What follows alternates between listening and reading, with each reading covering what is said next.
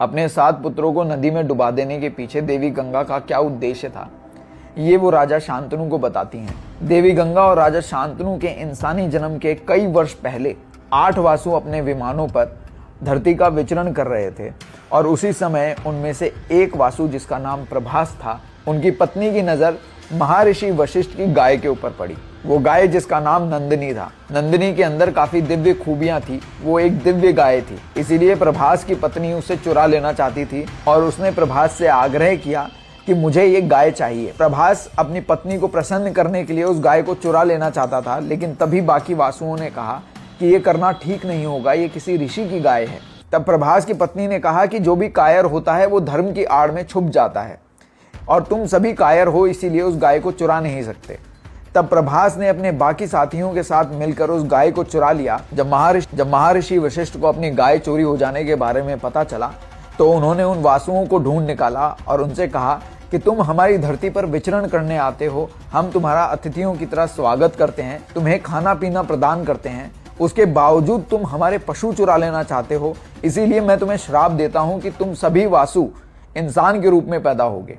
वासुओं को ये श्राप मिलने के बाद में वो काफी विचलित हो गए। इसीलिए जब उन्हें पता चला कि देवी गंगा और महाअभिषेक को इंसानी रूप में जन्म लेने का श्राप मिला है, तो वो देवी गंगा के पास में पहुंचे और उन्होंने आग्रह किया कि जब हमारा धरती पर जन्म हो तब हम आपकी कोख से जन्म लेना चाहेंगे और उस समय हमारा जीवन आप जितना जल्दी खत्म कर सको उतना जल्दी खत्म कर देना, जिससे हमें इस श्राप से मुक्ति मिल जाएगी और जिससे हमें इंसानी जीवन के कष्टों को नहीं झेलना पड़ेगा। देवी गंगा ने राजा शांतनु की तरफ देखते हुए कहा कि मैं सिर्फ उन वासुओं की इच्छा को पूरा कर रही थी, लेकिन अब जो ये बच्चा बच गया है जिसे आपने बचाया है, ये पिछले जन्म में प्रभास था और इसी ने महर्षि वशिष्ठ की गाय चुराने का षड्यंत्र रचा था, इसीलिए इसको लंबी आयु मिली है। आगे देवी गंगा ने कहा कि इससे पहले कि मैं इस बच्चे को आपको सौंपूं, उससे पहले मैं 16 साल तक इसको अपने साथ रखूंगी और इसकी शिक्षा की सारी जिम्मेदारी मेरे ऊपर है।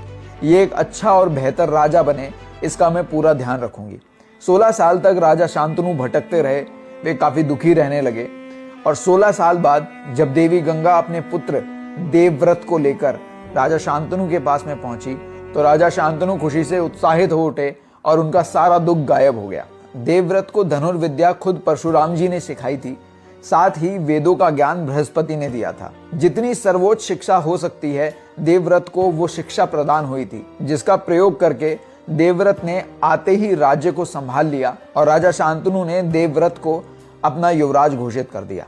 अपनी खुशी के चलते एक बार फिर वे शिकार पर निकल गए और फिर एक बार उन्हें प्रेम हो गया। इस बार जिस स्त्री से उन्हें प्रेम हुआ उसका नाम था सत्यवती। सत्यवती को ऋषि पराशर से यह वरदान मिला था कि उसके शरीर से एक ऐसे अद्भुत पुष्प की खुशबू आएगी जो शायद इस धरती का नहीं है। राजा शांतनु किसी भी प्रकार से सत्यवती को पाना चाहते थे, इसीलिए उनके पिता दास के पास वो पहुंचे और उन्होंने आग्रह किया कि मैं आपकी पुत्री से विवाह करना चाहता हूं। सत्यवती के पिता दास, जो कि मछुआरों के मुखिया थे, उनके मन में राजनीति थी, इसीलिए उन्होंने राजा शांतनु से कहा अगर आपको मेरी पुत्री से विवाह करना है तो आपको मुझे वचन देना होगा कि मेरी पुत्री के जो पुत्र होंगे वही आगे चलकर राजा बनेंगे। लेकिन राजा शांतनु ने कहा कि मैंने अपने पुत्र देवव्रत को युवराज घोषित कर दिया है और आगे चल के वही राजा बनेगा, आप मुझसे असंभव कार्य करने के लिए कह रहे हैं। तब सत्यवती के पिता ने कहा अगर ऐसी बात है तो आप जा सकते हैं, मेरी पुत्री का विवाह मैं आपसे नहीं कर सकता। राजा शांतनु वापस उदास हो गए और वापस महल लौट आए। राजा शांतनु की उदासी को देखकर देवव्रत ने उनसे पूछा पिताश्री, ऐसी कौन सी बात है जो आपको इतनी पीड़ा पहुंचा रही है, क्योंकि मुझे आसपास ऐसा कोई कारण नजर नहीं आता। हमारे राज्य का विस्तार बहुत सुंदर रूप से हो रहा है, हमारी प्रजा भी बहुत खुश है, तो आपकी चिंता का कारण क्या है? राजा शांतनु चुप रहे क्योंकि उन्हें नहीं पता था कि मैं इस शर्त के बारे में देवव्रत को कैसे बताऊं। देवव्रत राजा शांतनु के सारथी के पास में पहुंचे और उन्होंने उनसे पूछा कि ऐसा क्या हुआ है कि मेरे पिता इतने उदास हो गए हैं, क्योंकि जब से वे शिकार से वापस लौटे हैं वे काफी उदास लग रहे हैं। सारथी ने उन्हें बताया कि मैं मछुआरों के मुखिया दास के पास में आपके पिता को लेकर गया था।